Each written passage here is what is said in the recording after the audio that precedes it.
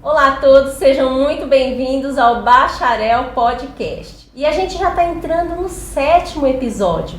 Então curta, compartilhe, deixe seu comentário. Todos os episódios vão estar disponíveis nas plataformas de áudio, que eu vou deixar o link aqui na descrição e também aqui no canal.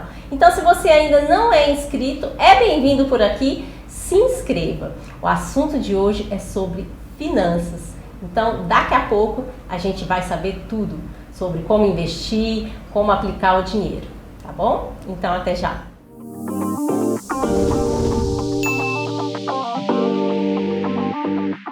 E eu tô aqui com a mulher das finanças, Rafaela Costa. Prazer ter você aqui, Rafa, aqui no meu podcast. Seja bem-vinda. Muito obrigada, Jaque, pelo convite. Agradeço bastante. E vamos que vamos, né? Conversar, um bate-papo bem gostoso. Vamos sim, a gente já tá no 7º episódio aqui. Para mim, assim, é gratificante trazer pessoas como você para falar de assuntos, né? E compartilhar, né? Boas coisas, histórias de superação, vitórias, informação. E esse assunto finanças é um assunto que, né? Tá todo mundo aí sempre buscando informação de como investir, ou quem nunca investiu, né? Então a gente vai bater um papo aí e para eu saber um pouquinho mais da sua história, fica à vontade.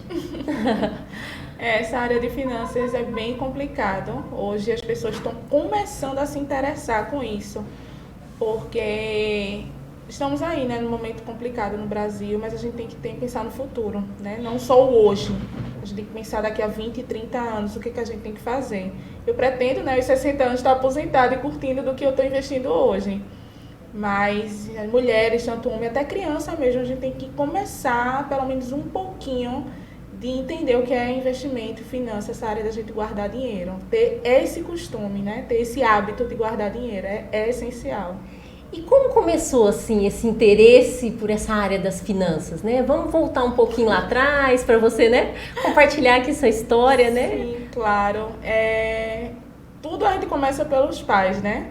Sou filha de pais separados, então convivi com minha mãe. Ela é uma pessoa de muita guerra, muita luta. Ela hoje é formada, né? Aposentada já, mas ela se formou em contábeis. Então, o meu espelho é ela. E ela sempre falou, você tem que ter o seu, você tem que trabalhar, você tem que guerrear, porque o mundo lá não é fácil, o mundo lá fora não é fácil.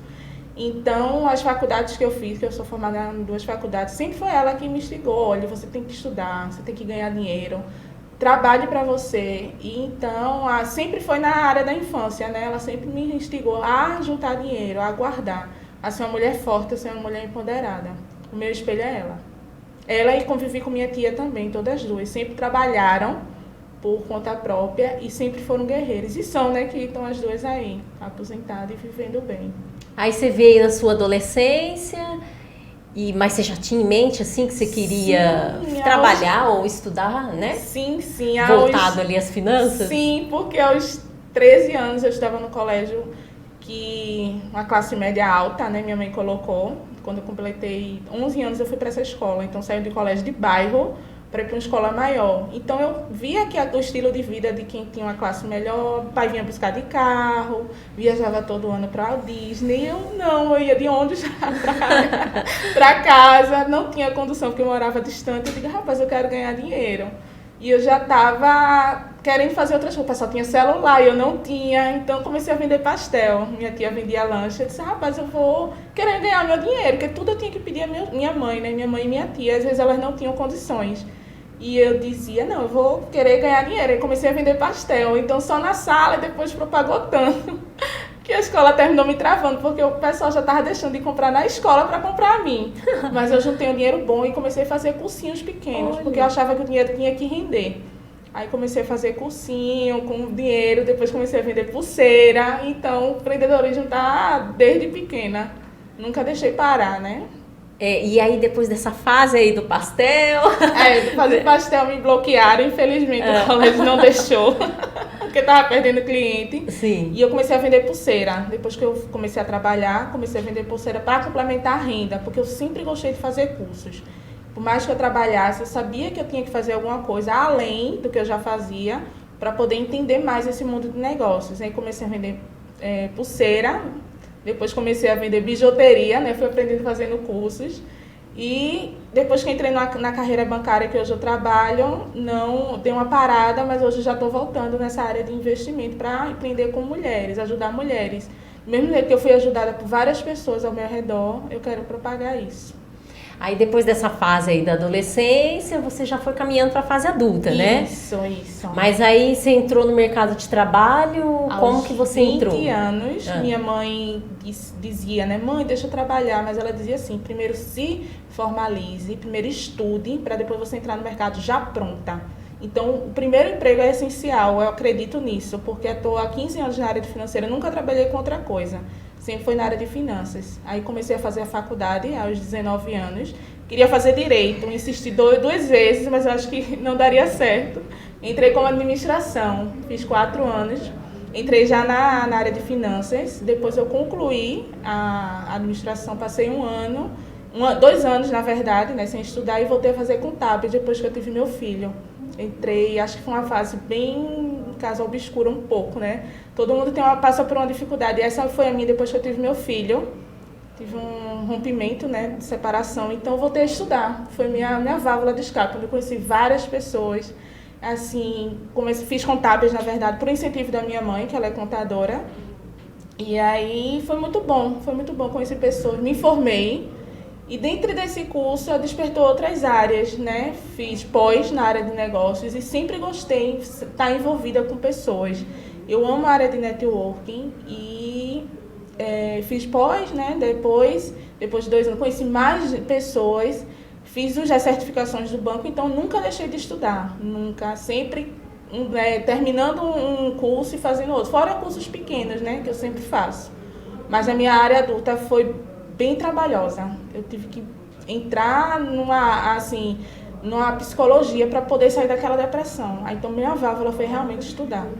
Você tinha feito a faculdade de administração primeiro, né? Isso. Aí você logo se casou nesse momento? Foi, na verdade, não foi um casamento, foi um inesperado, né? Engravidei e depois de um pouco tempo eu me separei e aí eu tive que voltar a estudar, porque eu acredito que se eu tivesse ficado em casa esperando a licença acabar, eu não sei se eu estaria contando história aqui hoje, uma história de superação. Aí você teve, né, essa gravidez não planejada. Isso. Aí na sequência, você disse que casou, né?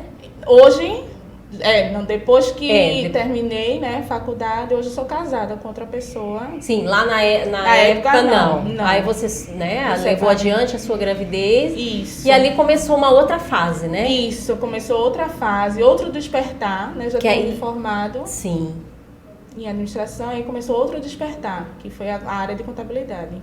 E foi difícil para você manter ali as aulas, né, no curso de administração grávida, depois veio, né, o bebê. Como foi para você essa experiência?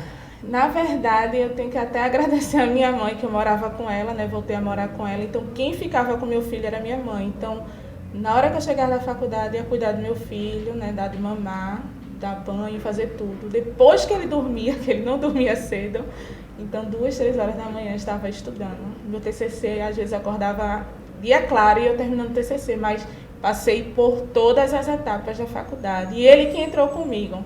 Eu tenho essa honra de ter entrado com ele, porque eu fico até emocionada. Aqui pode se emocionar, viu? Eu fico até emocionada, porque aqui pode tudo. Eu não ia conseguir as noites de sono, mas deu certo. A gente tem que ter um esteio. E minha mãe foi até hoje, ela é meu braço forte.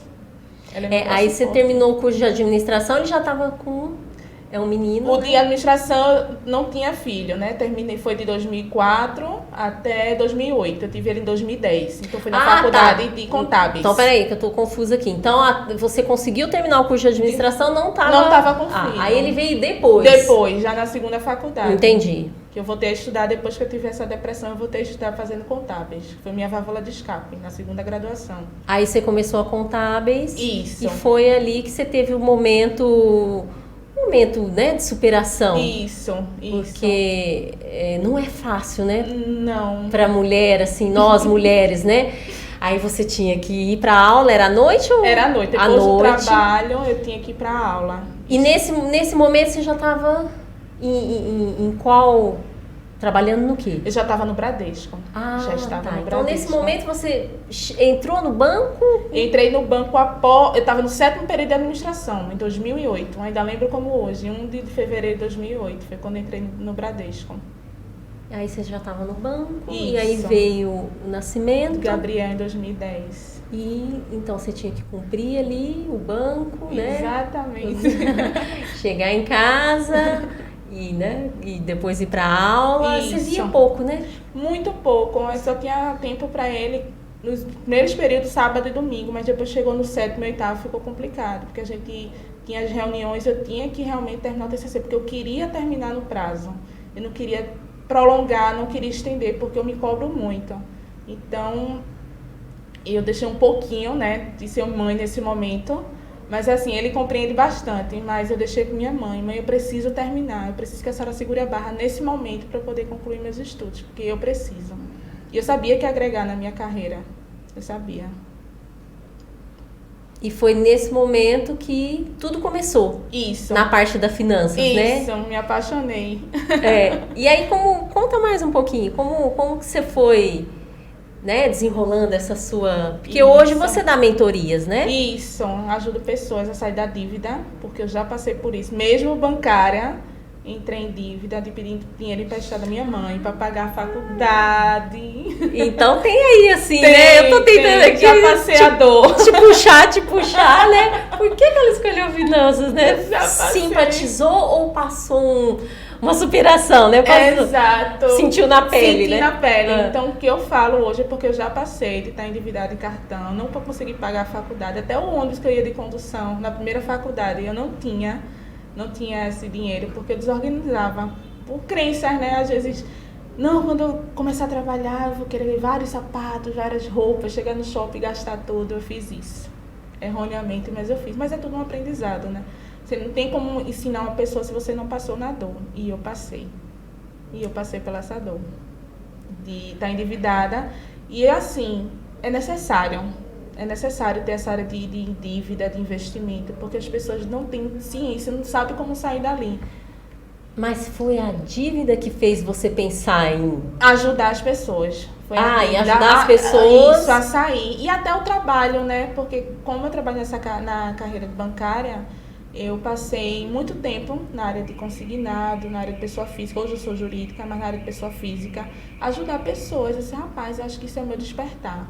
Porque tinha gente que chegava chorando na minha mesa, sem dinheiro, sem nada. E eu conseguia organizar financeiramente. Olha, eu estou lhe ajudando para a senhora seguir em frente, dar apoio. Porque além da gente ser bancária, a gente também é psicóloga. Acho que todo bancário devia ser psicólogo.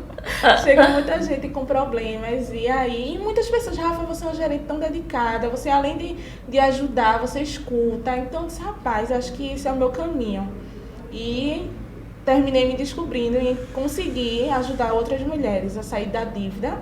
E também tem mulheres que também têm condições de ter dinheiro, tem dinheiro em poupança, em alguns outros investimentos que não é tão bons, e a gente despertar para essa pessoa ser investidor em potencial. Então, eu identifico bastante com isso, de ajudar mulheres a poder sair das dívidas e outras também com investimento a ver um mundo mais amplo. Na sua opinião, onde as pessoas erram mais quando ficam endividadas, principalmente no cartão, como foi o seu caso? Aonde você acha que está o maior erro? Rapaz, o maior erro é que tem muita gente que não tem condições e tem limite altíssimo. Eu tinha vários clientes na minha carteira que ganhava nem 2 salários mínimos, 3 salários mínimos, tinha um cartão de crédito de 30 mil reais. E fazia questão de emprestar cartão de crédito, que cartão de crédito não se empresta. Tinha gente que emprestava cartão, achava que outra pessoa ia pagar e não pagava. E o poder da compra, infelizmente, né?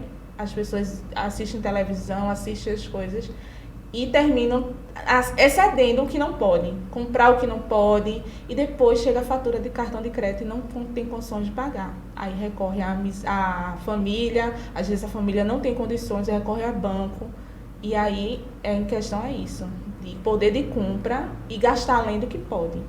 E foi dessa forma que aconteceu com você? Foi porque eu saí de um emprego que ganhava na época, né, R$500, saí para dobro do meu salário, então ir para um lugar melhor, onde as pessoas andavam muito mais organizadas. Não, eu quero andar igual. Aquela comparação que a gente sempre faz, né? Se ela pode, eu também posso. Então, chegava no shopping, passava a tarde todinha só gastando roupa e sapato, porque eu queria me comparar com as pessoas que estavam ali. Ter sapato bom, de marca, perfume. Então, eu gastava o triplo do meu salário. Aí, quando chegava a fatura, cadê o dinheiro para pagar? Aí foi virando uma bola de neve. E depois que virou essa bola de neve, minha mãe me deu uma prensa, reclamou comigo: como é que você trabalha e você não tem condições de se manter? Eu disse: não, agora não. Eu vou comprar o que eu posso. Bateu o meu limite, eu não compro mais. Porque eu tenho que guardar dinheiro. Porque além de eu ter um filho, que ele, no caso, precisa de mim, eu também tenho que me manter. E como eu falei até anteriormente, eu quero me aposentar aos 60 anos. Eu quero viver do que eu estou fazendo hoje. Tranquilamente. Maravilha. Então, você acha que a maioria das pessoas se endividam porque querem, de repente, vivem num meio, né? Isso. E querem ver outras pessoas, né? Às vezes tem um carro, né? Bacana, se vestem muito bem. E aí as pessoas olham aquilo e quer aquilo. Exatamente. Sem poder. Sem poder. É o meio que a gente se compara, né, com as outras pessoas. Então, o que aquela pessoa pode ter e eu não tenho, quero fazer igual. Acho que até para se socializar. Porque você chega num ambiente que as pessoas falam de viagem, viajei para a Europa, já viajei para tal país, já viajei para outra cidade, e você ali não saiu nem de Pernambuco. Então, para poder me socializar, eu quero também entrar nesse meio. O que é que faz? Vai começar a gastar. A gente, infelizmente, se compara com outras pessoas, né? Não estou dizendo que é uma forma ruim, tá? Que é muito bom você se comparar com alguém melhor do que você copiar. Mas acho que tem limite. Eu acredito que tem limite. Você pôr um limite nisso. Porque não adianta eu estar comparando com a pessoa que eu tenho como centro, mas aí passa do meu limite o cartão de crédito, começa já cheque especial, começa a virar bola de neve. E quando vira essa bola de neve, a família também entra. Que imagina você com seu marido, você que mora com sua mãe. E aí, a dívida chegando, você se compromete, tem gente que fica depressivo, tem gente que fica doente e termina envolvendo a família. Às vezes a família não tem nem condições de bancar aquela dívida. Aí a pessoa vai fazer o quê? Procurar agiota. Tem cliente que já sentou na minha mesa chorando porque estava devendo a agiota. E a agiota, infelizmente, né, ia chegar na casa dela de outras formas. E, graças a Deus a gente conseguiu resolver a questão da dívida. Mas tem muita gente endividada, não é pouca não, é muita gente endividada. A gente, né, sempre conversa com pessoas e a gente nota isso, né? Talvez é essa questão do padrão, né? A pessoa querer seguir um padrão que é imposto pela sociedade, pelo sistema. Por isso que ela vê, né, as pessoas com um bom carro. Eu também quero ter um carro. Isso. Né? A gente volta nessa questão do padrão, né? Isso. E, na sua opinião, assim, o que você fez para mudar a sua história? Porque você também estava nessa, né, vamos dizer, nesse barco aí, né? Estava. Queria ter um padrão que eu não podia. Né? Queria viver o que as outras pessoas estavam vivendo naquele círculo.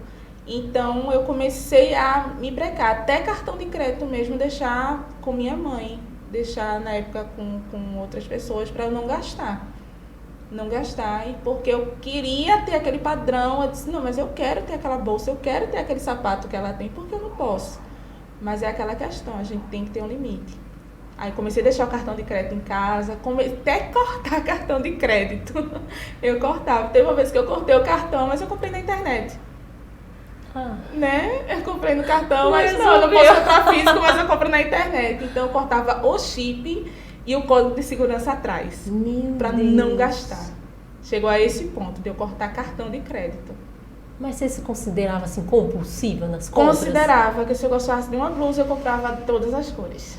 Uma de cada cor. Meu Deus. Se eu gostasse de uma calça, eu compraria... Às vezes a tonalidade era até a mesma, mas eu queria ter aquela calça. Eu queria ter aquela blusa, eu queria ter aquele sapato. Eu queria ter... Às vezes eu tinha 3, 4 bolsas. Porque eu queria ir com todo dia uma diferente. E o que passava na sua cabeça quando você comprava tudo isso? Chegava em casa... Sensacional!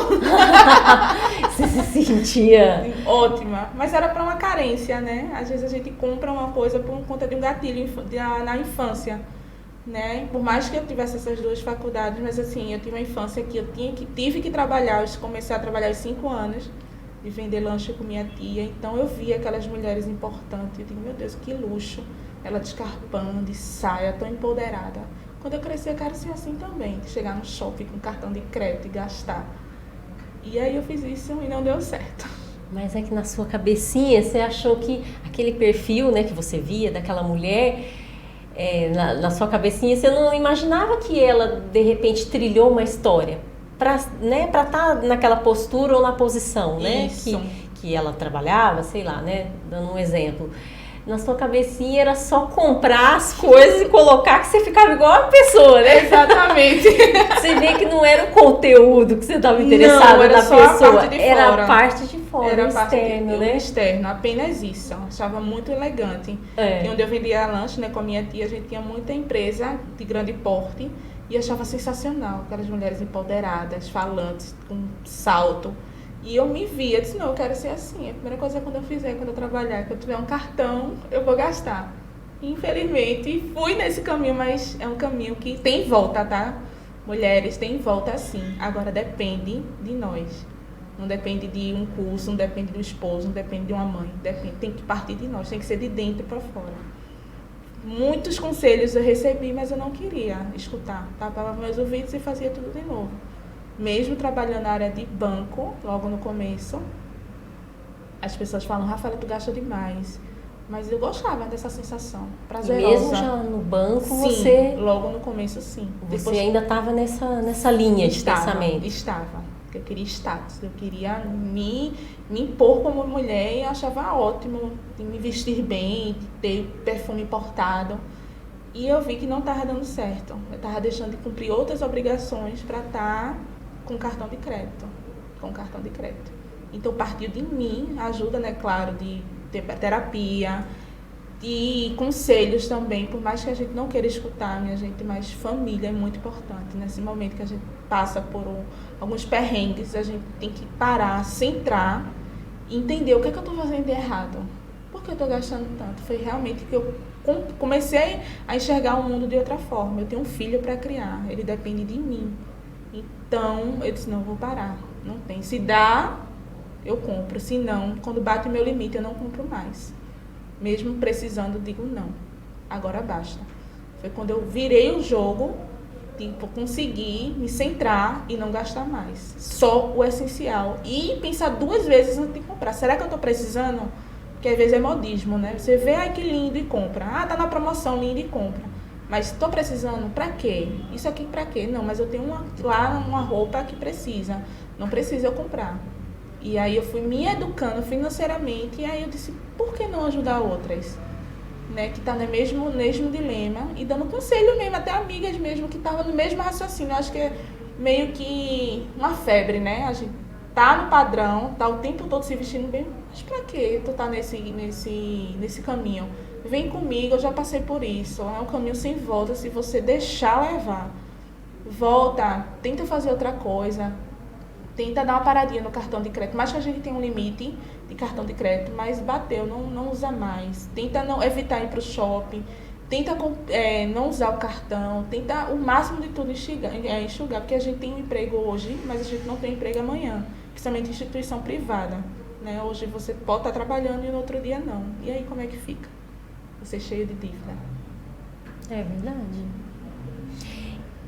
E faz quanto tempo que você se tocou aí que tinha que parar de gastar? Você já tinha terminado? Porque você já estava no curso de contabilidade. No curso de contabilidade. Eu acho que nesse curso eles dão, né, um norte ali sobre... Dão sim. E mesmo assim, olha que engraçado, tá né? vendo? No começo eu ainda gastava, mas já fazem mais de 6 anos que eu tô nessa empreiteira de não realmente enxugar o máximo.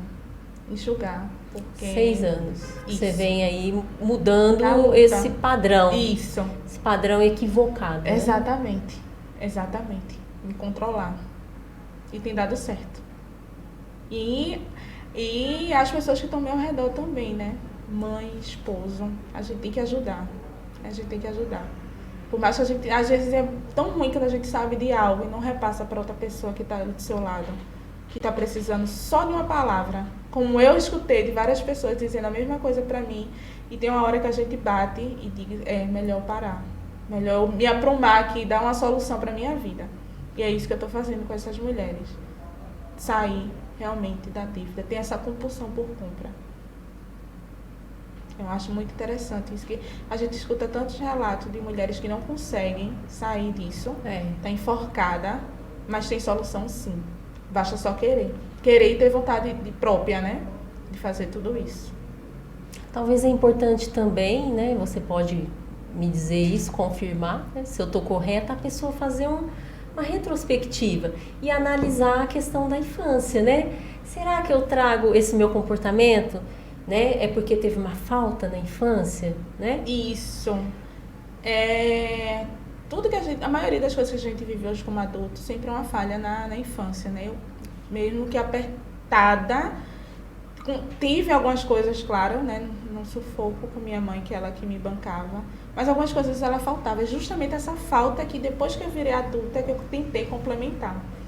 Então, assim, quem for na área de finanças, assim, precisar, mas realmente tem que dar uma olhada, dê uma olhadinha para trás. O que é que teve de errado na minha infância? Será que meus pais não souberam me educar? Porque às vezes não é só a educação de saber comer bem, de saber falar com adultos, saber se portar, mas a educação financeira é essencial. Eu até comento com outras pessoas que estão nessa área de por que não ter na escola a educação financeira? Porque eu ensino para o meu filho. Não, que tem muita mãe que fala, não, meu filho, você tem que trabalhar. Mas será que ele quer trabalhar mesmo ou ele não quer empreender, trabalhar para ele mesmo? Então não é só de adulto que a gente tem que ensinar, mas sim de criança. Quando ela começar a ter entendimento do dinheiro, já explicar. E eu tive, mas não foi com tanta eficácia. Minha mãe sempre falava que eu tinha que economizar, mas ela não foi eficaz, porque ela já também não tinha isso na infância. Então é sempre um retrato, né, do passado. Vai reproduzindo o padrão, né? Isso. Só que a gente vai evoluindo, né? Já o que meu filho faz hoje não é o que eu faço. Ele hoje já tem entendimento do dinheiro. Ele hoje gasta só o que é essencial. E eu sempre falo, olha, dinheiro tem que ter cuidado. Tem que ter cuidado, a gente tem que saber administrar. Porque em algumas partes, né, que eu vivi com minha tia e com minha mãe, às vezes ela dizia que dinheiro era sujo. E dinheiro não é sujo. Dinheiro não dá em árvore. Eu não estou podendo agora. Então, às vezes eu escutava isso. E eu criei isso, que eu nunca ia poder ter aquilo porque dinheiro era sujo. Eu sonhava em viajar para fora. Meu Deus, porque eu não posso? Mas eu sempre me retratava, não, mas eu não posso. Porque só vai quem é rico. Só vai quem tem muito dinheiro. E a gente se esforçando e planejando, que é essencial, a gente consegue. Planejamento é tudo.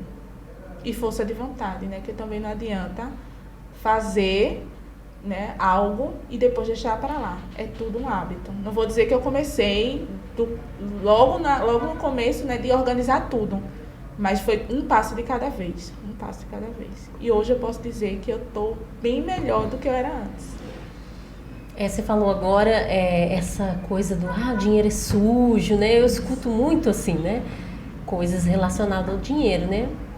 E realmente são informações erradas, né? Gatilhos que a gente chama, tem muitos gatilhos. E aí é onde de repente a pessoa não consegue prosperar porque acha que não pode ficar com aquele dinheiro. Aí começa a gastar, né? Exatamente. Começa a gastar porque você sempre escuta. Se você escuta desde criança, dinheiro é sujo, dinheiro não dá em árvore. Olha, aquela pessoa ali é rica, mas ela roubou. Não é isso. A gente tem que entender que dinheiro é uma coisa boa, sendo bem trabalhada. Porque se você souber trabalhar com dinheiro, ele é o seu melhor aliado. A gente não tem que falar para filho, qualquer criança que seja, falar isso, porque ela vai criar um gatilho quando ela tiver de uma forma mais adulta e podendo ficar descontrole, né? Descontrolada. Então tem que ensinar desde criança, escola, principalmente na escola. Apesar que a educação tem que vir de casa, mas eu enfatizo muito a questão de ter educação financeira para a criança. Educação financeira e empreendedorismo, eu acho essencial ter nas escolas. Porque esse gatilho da família falar que dinheiro é sujo, isso prejudica bastante. Por isso que tem tanta gente endividada. E se você perguntar o porquê, você pode ver que tem alguma coisa relacionada à infância. Aos pais, avós, com quem conviveu. Com certeza. Eu tive até uma história numa mentoria que ela disse que a mãe guardava num paletó o dinheiro. Até hoje ela faz isso. Achei muito engraçada a história que ela fez. Rafa, eu dou o dinheiro à minha mãe e ela guarda no paletó. Um paletó. Aí eu disse, vai ter que chegar um tempo, esse dinheiro, espero que não mude o real, e se mudar o dinheiro vai ficar desvalorizado. E tem gente que guardava embaixo do colchão, né? Já peguei dinheiro mofado de cliente. Ah, é? Quando eu trabalhava no caixa, digo, acho que esse aqui tirou debaixo do colchão. Tem muita gente que guarda, mas não podem. Tenta colocar no menor investimento que seja, para o dinheiro não se perder, né? Porque infelizmente a gente tem inflação aí e o dinheiro corrói. A gente tem que trabalhar e organizar isso bem direitinho. Muito bacana. Olha, informação rica, né? Sobre finanças, sobre o que de repente, às vezes, a infância lá, mal orientado, o que a pessoa passou na infância, ela traz para a vida adulta, né? E alimenta aquilo, e é onde, de repente, as coisas não caminham bem, né? Não, infelizmente não. Principalmente nessa questão, em vários aspectos e assuntos, né? Mas eu vejo, assim, na questão financeira tem muito da infância, que a pessoa, de repente, passou dificuldade na infância, e aí eu vejo que é uma adulta, né, que gasta muito, né? Foi meu caso. Que foi o seu caso. Isso, exatamente. A gente tem que ter muito cuidado com o que a gente fala para os nossos filhos. Tá bom. Vamos dar uma paradinha, aí a gente já volta com umas dicas aí pro pessoal que quer investir e nunca investiu, né? Isso, com certeza. Então a gente volta daqui a pouco.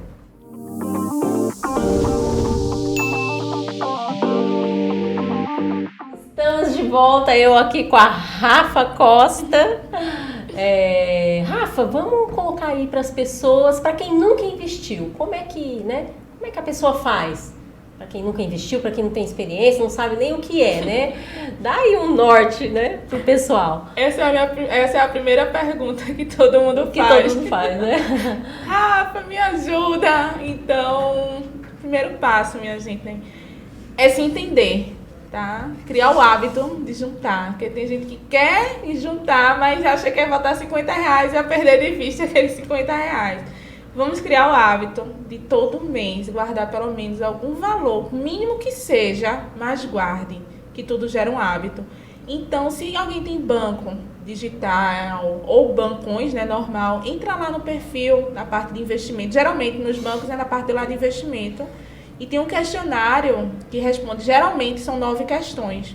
A gente chama de API, que é uma análise do perfil do investidor.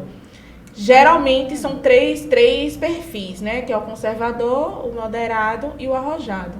Então não adianta eu indicar um investimento, falar de um investimento se não é adequado ao perfil.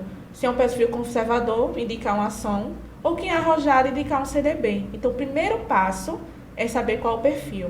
O segundo passo, depois que sabe o perfil, é organizar em que vai colocar, o quanto vai colocar. Porque também não adianta colocar um valor e vai querer usar daqui a 2 meses, 3 meses. Porque tem investimento que o dinheiro fica travado. Aí a pessoa precisa daquele dinheiro, como é que fica? Então, é entender qual é o perfil, entender o valor que vai colocar, por quanto tempo vai colocar e ter uma meta. Porque às vezes tem gente que coloca dinheiro e não sabe para que quer. Se é para uma aposentadoria, se é para uma viagem, se é para fazer o aniversário de um filho, é bom sempre colocar uma meta. Se é para comprar um carro, trocar de carro, comprar até um apartamento. Então é necessário ter uma meta, saber qual é o valor que vai colocar para a gente poder fazer um planejamento. Então o primeiro passo, repito, é saber qual é o perfil. E tem investimentos que a gente pode indicar, né? De acordo com o perfil, a gente tem CDB, tem previdência, tem ações, tem as letras aí de crédito. Então, é necessário saber realmente o perfil para a gente poder indicar. Porque também não adianta, né? Colocar e a pessoa não está satisfeita. E eu só consigo ver o perfil ali nesses aplicativos ou eu consigo saber o meu perfil? Eu consigo traçar o meu perfil assim, eu por mim mesma? Não.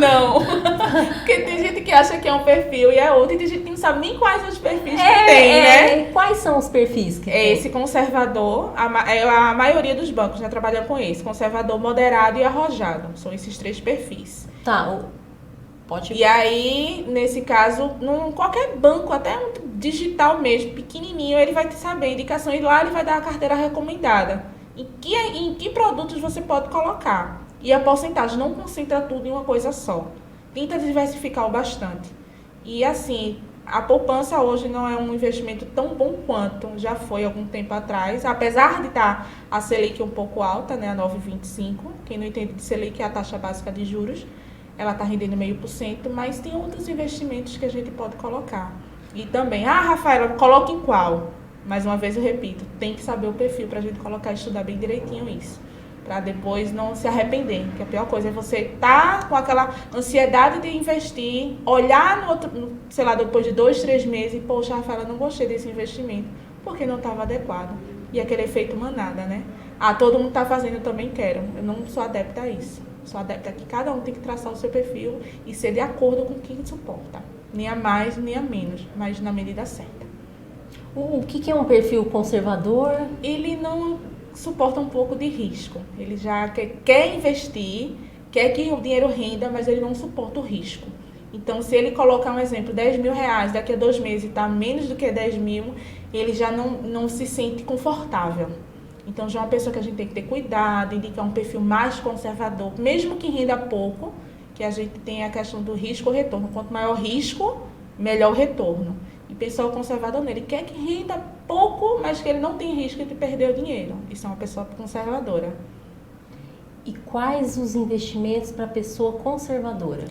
Olha, em relação a conservador, eu falo muito do CDB, que é um título que você compra de um banco, né? Você fica devendo ao banco. Você compra uma dívida do banco. Ele é um dos melhores, um dos bons, né? Apesar da poupança estar aí, que a maioria da população investe na poupança, mas o CDB ele rende diariamente. Então, se você coloca o dinheiro hoje, amanhã ele já está rendendo. Ao contrário da poupança. A poupança tem que render com 30 dias. Se você tirar o dinheiro com 29 dias, você já perdeu o seu rendimento. A poupança vale a pena ainda? Não, porque infelizmente a taxa de juros do Brasil, né, a taxa de inflação é alta, então o dinheiro fica corroído. Então não vale a pena, teu dinheiro fica estagnado. Então é melhor você estar no investimento seguro e estar rendendo bem e todo dia tá rendendo, né? Porque até para você que é um investidor que não conhece nada, que acha você legal. Você vê o dinheiro todo dia lá rendendo, ou você esperar 30 dias para um dinheiro render. E se você precisar antes, com 15 dias? Você perdeu totalmente o dinheiro. Você botou 10, vai estar lá os 10 mil. E já no CDB não, você bota 10, com 15 dias vai estar 10 e um pouco. E o moderado agora? O moderado, até o meu perfil, ele é sensacional, porque ele é entre o arrojado e o conservador. Ele aguenta receber um pouco de como é que se diz? Não, travada agora. Fugiu a palavra? Fugiu a palavra. Vamos ler. O moderado ele fica ali no meio. Equilíbrio, né? Isso, ele suporta ter um pouco de perda. Sim. Não 100%, mas ele suporta um pouco de perda. Se estiver perdendo, tranquilamente para ele. Porque sabe que daqui a um tempo ele vai ter esse dinheiro recuperado. Ou não, mas para ele tá tranquilo. O arrojado é que ele suporta tudo. Então, já no arrojado, ele aguenta ações, ele já aguenta investir na bolsa fora, na Europa, nos Estados Unidos, porque para ele é tranquilo. Se tiver muita oscilação, para ele é tranquilo. Então, por isso que eu bato forte em saber qual é o perfil. O moderado, quais investimentos você indica?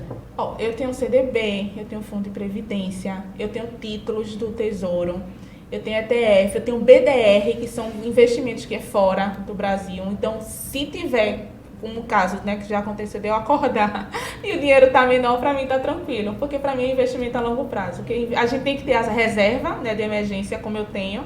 Geralmente são de 6 a 12 meses do valor do custo da minha vida, né, do custo de vida. Se eu tenho um custo de vida de 5 mil, eu tenho que juntar no mínimo, às vezes, né, 30 mil reais. Então, esse valor tem que deixar guardado numa liquidez diária, uma coisa que eu consiga tirar. Já eu tenho outras... Essa reserva. Isso, é necessário. Porque, principalmente para quem é empreendedor. Aí, imagina, sei lá, acontece algum imprevisto, e aí? Como é que você vai se bancar? As contas vêm, e como é que fica?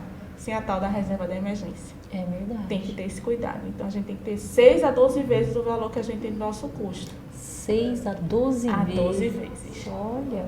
Aí, isso aí tem que ser bem... Tô aprendendo muito certeiro. aqui com você. E certeiro, porque as contas não deixam de chegar, nem os boletos, né? Então a gente tem que ter essa reserva. E a reserva de emergência, eu indico a não colocar investimento que fique travado por muito tempo. Porque imagina você colocar, por exemplo, 30 mil num investimento que só possa tirar um ano. Como é que fica? O aluguel veio, o carro quebrou, um filho adoeceu, como é que fica? Ah, não, mas eu adoeci, eu preciso tirar o dinheiro do banco. Mas você lembra lá que quando fez o investimento, você assinou um contrato dizendo que só tirava com um ano? Infelizmente não tira. Vai ter que arranjar de outra forma.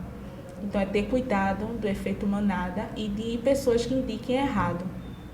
Certo? É muito importante. E não escutar tudo que está na internet e achar que tudo é certo. A gente tem que ter cuidado no que eles falam, que esses youtubers, né, falam em relação ao investimento. É porque a internet é livre, né? Todo Isso. mundo fala o que quer, a hora que quer. Então nem tudo serve, né? Nem tudo. E nem tudo é correto, verdade, né? Não. Tem que saber direitinho. Por isso que a gente está aqui para poder ajudar, né? O conhecimento. Tem que ter conhecimento do que está fazendo, para não fazer nada de errado e se arrepender depois. E o arrojado? Ah, ele suporta tudo. Ele suporta amanhecer, né? Eu digo amanhecer, diga assim, colocar o dinheiro amanhecer, depois de, sei lá, um mês, 2, 3 meses, tá lá caindo. Mas para ele é tranquilo, porque ele sabe que uma hora ele vai recuperar. Pode ser um ano, pode ser que 6 meses, mas ele sabe que um dia vai ser bom. Porque ele já tá com essa visão de a longo prazo. E acontece, assim, da pessoa fazer um tipo de investimento e perder mesmo? Tem Acontece? sim, acontece. Nossa. Acontece sim, principalmente com ações, né? Ações oscilam muito, porque você está investindo numa empresa, por mais que ela seja o mais segura possível, mas acontece. Então, para quem tem um perfil, tem gente que não aguenta. E eu já peguei várias pessoas desse jeito, de achar que, porque abriu tal ação de tal lugar, eu vou comprar. Não comprem se não conhece. Tem que ter o conhecimento próprio, o conhecimento de um profissional, que é essencial, certo, para poder fazer a coisa do jeito certo. Porque eu já vi muita gente chorando porque perdeu dinheiro.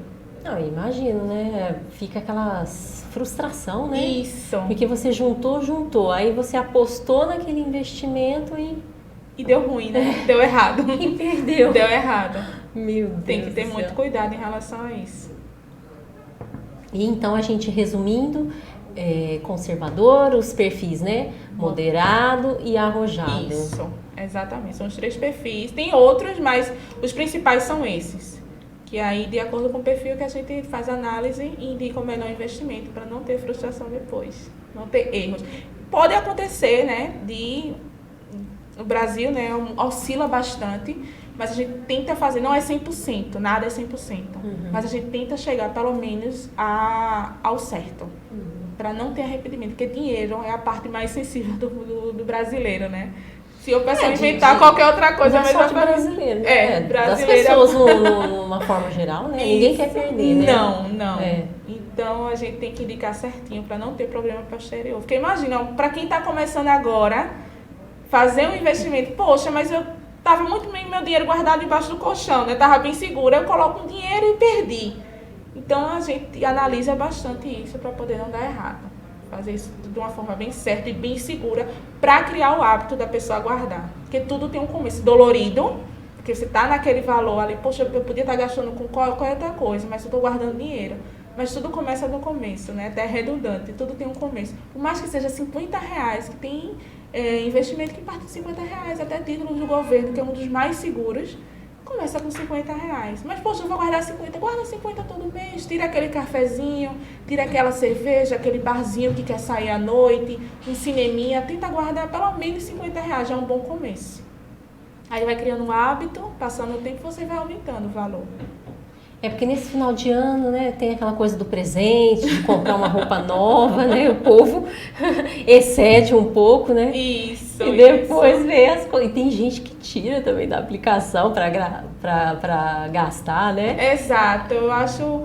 até estava dando uma mentoria para várias mulheres, dando dicas. Gente, chegou o final de ano, tal do amigo secreto, tal da roupa nova. Dá uma segurada, é bom dar uma segurada. Tenta ir no brechó, trocar com uma amiga, trocar com família, faz qualquer coisa, mas evita o gasto. A gente não está um momento bom para gastar. Dá uma segurada. Em vez de gastar, né, com a roupa, guarda aquele dinheiro e investe. Acho que é muito mais poderoso e bem melhor. Com certeza. Eu sempre ouço por aí, assim, na internet, né, nos vídeos de finanças, que cortar o cafezinho não deixa ninguém rico. É verdade, Rafa? O que você acha?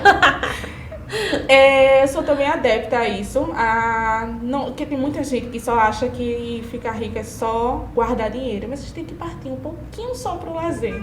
Acredito que 10% do que você ganha pode partir para uma praia, um cinema, não estou dizendo gastar tudo, que tem gente que acha que é 100%, né? Vou gastar tudo, ganhei meu salário, não quero saber, o mundo vai acabar amanhã e eu quero gastar dinheiro, mas... Sim, a gente tem que distribuir bem o nosso dinheiro. 5% para livro, educação é necessário. Guarda 10% para ir no cinema, né, uma praia, um cafezinho. Mas isso não pode ser rotina, tá? De extrapolar esses 10%. Não, porque bateu os 10%, não mais 20%, mais 30% e termina tomando conta do orçamento todo. Porque senão a pessoa, ela quer ter aquela coisa da recompensa, não é? Exato. Então ela fica trabalhando, aí ela fala, mas eu mereço. Porque eu vejo as pessoas falarem, até eu já falei, mas eu mereço tal coisa, eu mereço esse sapato, né? Porque a pessoa quer ter aquela coisa da recompensa, né? Porque trabalha muito, né? E a vida é tão, né? Às vezes estressante, né? Por isso que as pessoas falam, um cafezinho, que economizar o cafezinho não vai deixar ninguém milionário, ninguém rico. Não, mas você tem que guardar, né? Claro, mas tem que ter o lazer, a gente tem que ter recompensa. Porque do que vale, né? Do que vale a vida você só guardar e não usufruir do que você ganha. Agora não pode exceder, né? Virar uma rotina de gastar e não guardar. E mais alguma coisa que você queira pontuar aí para quem está querendo, né, começar, né, precisa começar a investir e juntar? Ou também gente que está todo endividado, como a gente falou aqui, né, no começo? Tenho sim. Pessoal, primeiramente, conhecimento. Conhecimento é tudo. Hoje a gente está num efeito de internet que tudo é chamado, venha ser rico em 30 dias, aprenda a ter 1 milhão em 5 dias. Não caiam nessa. Dinheiro é ter cuidado, é ter conhecimento, que eu bato muito forte nisso. Tem que ter conhecimento, a gente não pode fazer tudo de todo jeito. E escutar pessoas certas, corretas, profissionais, que entendam do que estão fazendo. Porque tem um efeito manada que um está fazendo, eu estou fazendo, eu vou fazer também. Então não caia nessa, tem que ter cuidado com o dinheiro para depois ele não você ficar escravo do dinheiro, né? Aquela questão da infância, voltando, né? Que dinheiro é sujo, você tem que trabalhar por dinheiro, você tem que se sacrificar, e não é assim. Dinheiro é uma coisa boa e a gente tem que pôr isso em mente, principalmente, e depois pôr em prática. Então, quem não tem conta, abrir uma conta, ver o perfil, tem tanto investimento bom. Quem tem aquele dinheirinho lá embaixo do colchão, tira ele, volta no investimento bom, de acordo com o seu perfil, que você vai ter frutos disso. E pensar também no futuro, né? Adianta eu pensar só agora, né? Quem é jovem tá pensando, mas eu quero só um momento. Pensa lá no futuro, uma aposentadoria, você viver tranquilamente. E quem também já é de idade, né? Já tem uma idade já avançada, ter também, né? Para guardar para os filhos, para os netos e usufruir daquilo e achar que dinheiro não é coisa suja, não é uma coisa ruim. E pelo contrário, é uma coisa muito boa. Com certeza. E pra gente finalizar aqui, o que mudou na Rafa de lá atrás e na Rafa de hoje? Qual a principal lição que ficou aí lá da Rafa, que era endividada e gastava muito? Preparada para novos desafios. Eu gosto muito dessa frase. Eu saí de endividada para hoje estar bem, né? Por questões da dor. Não é que eu vivi a experiência que foi péssima e quero ajudar outras pessoas a fazer isso, porque a sensação de você estar dormindo e acordar é maravilhosa, porque eu não dormia por conta dessas dívidas. Eu acho que você tem uma sensação boa de saber que no futuro você está guardando dinheiro, é muito libertador. Então, assim, eu deixo essa frase preparada para tudo. A gente tem que estar preparada para novos desafios, de passar na dor e deixar ela de lado. né? Deixar ela de lado. E quem passar pela experiência como eu passei e vivi, a gente indicar para outras pessoas, não guardar conhecimento. A gente tem que propagar isso. E a educação financeira, infelizmente, aqui no Brasil é muito difícil. Principalmente para mulheres. A gente tem que ter a noção de que o brasileiro hoje é muito endividado e é bom tirar essas pessoas para o Brasil crescer. O Brasil tem melhores investidores, melhores pessoas que saibam cuidar do seu dinheiro. É isso que eu deixo de frase. Ter cuidado. Que mensagem. Muito bom, Rafa. Foi um prazer ter você aqui no meu Obrigada, podcast. Jaque. Aprendi bastante. E vamos investir. É, eu tô precisando, viu? Então tá bom. Gente, eu vejo vocês no próximo episódio. Tchau!